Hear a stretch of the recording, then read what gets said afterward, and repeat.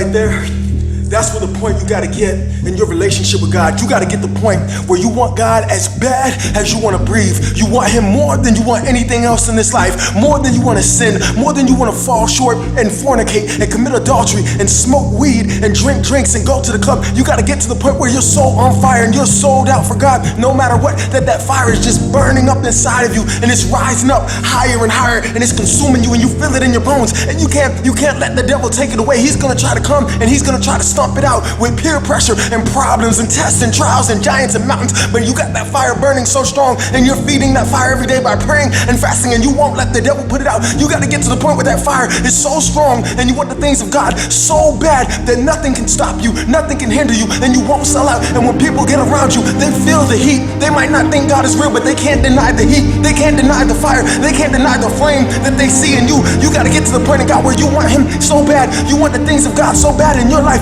You want them as bad as you want to breathe. You want to preach as bad as you want to breathe. You want to be used as bad as you want to breathe. See, Marcus, why are you so fired up for God? Why are you so fired up? Because I was in the world. You got to get to the point where you realize the devil has nothing to offer you, nothing to offer you at all. I went to the club. I slept with the women. I went out there and did my thing, and it left me empty, and it'll leave you empty. Nothing can fill you like the fire of God. Nothing can consume you like the passion of God. Nothing can complete you like the fire of God. See, God, when He formed you, He created you with purpose. He created you to be used, and the devil's gonna do anything he can to hinder you, to stop you, and try to destroy you. But you gotta get to the point where your mind is made up that no matter what is going on around me, no matter who's talking about me, I don't care what they say. I don't care what's going on in the news. I'm sold out for Jesus Christ. I don't care what the rest of the world is tolerating. Nothing is gonna put out my fire. Nothing is gonna stop me. Nothing's gonna hinder me. I'm sold out for Jesus and I'm unashamed. You gotta get to the point where you just don't care what people think. You just gotta keep your mind on God. See, David, he was anointed to be king,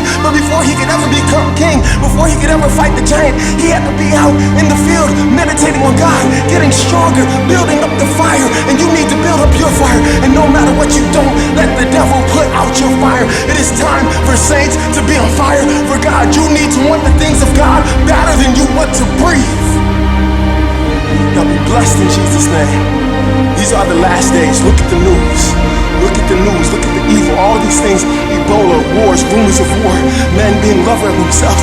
God prophesied it years ago in His word. He's coming soon. He's coming soon. It is your job. This world is like a dark alley, and you're that light pole. See, people might not think that God is real, but they're gonna know there's something's different about you.